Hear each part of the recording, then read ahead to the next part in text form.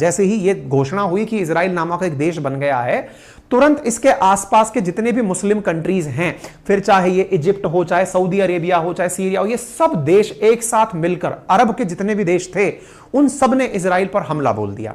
Israel पर हमला बोल दिया। फिलिस्तीन की हिफाजत के लिए ये लोग सामने आ गए, लेकिन इजराइल उस समय इतना ताकतवर था कि इन सबको पीछे धकेलता हुआ लौटा दिया और इनके भी कई हिस्सों पर इजराइल ने कब्जा कर लिया। इस तरह से इजराइल ने सबसे पहली पहचान अपनी बनाई। फिर आप पूछेंगे आज हम इसकी चर्चा क्यों कर रहे हैं।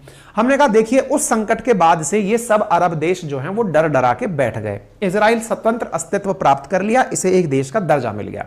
1948 के अंदर देश का इसको दर्जा मिल गया। ठीक है साहब।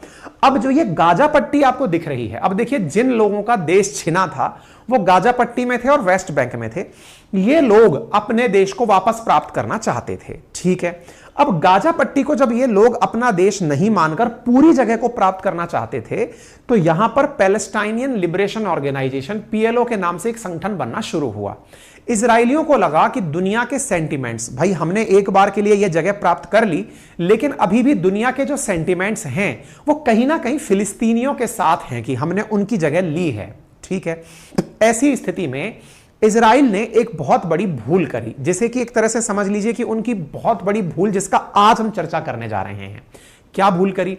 इजराइल ने इस क्षेत्र में कुछ लड़कों को मोटिवेट किया कि वो वहां के लिबरल लोगों के खिलाफ झंडा उठा लें, यानी कि उदारवादी टाइप के जो नेता थे, यासर अराफात टाइप के, उनके खिलाफ झंडा उठा लें।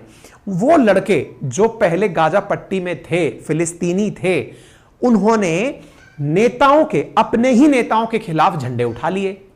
वो जो झंडे उठाने की प्रक्रिया हुई, ये हुई थी 1970 से 1990 के बीच में। इस प्रक्रिया में जिन लड़कों ने झंडे उठाए अपने नेताओं के खिलाफ, वो नेता तो गए, खत्म हो गए, उनका तो कैरियर खत्म हो गया। आज वही लड़के अपना संगठन बना लिए हैं जिसका नाम है हमास। तो हमास है क्या?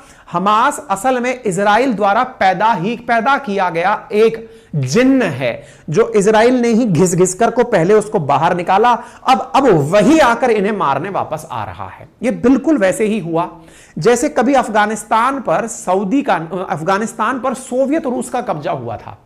सोवियत रूस का जब कब्जा हुआ, बड़ी मात्रा में अफगानिस्तानी लोग भागने लगे। अमेरिका को लगा कि भाई साहब ये लोग कैसे आगे बढ़ रहे हैं। कोल्ड वॉर का दौर था, 1979 के अराउंड की बात है। शीत युद्ध के दौर में अमेरिका आकर अफगानिस्तान में लोगों को भड़का करके कहा कि तुम्हारी अपनी जगह है, इस पर सोवियत कैसे आ सकता है।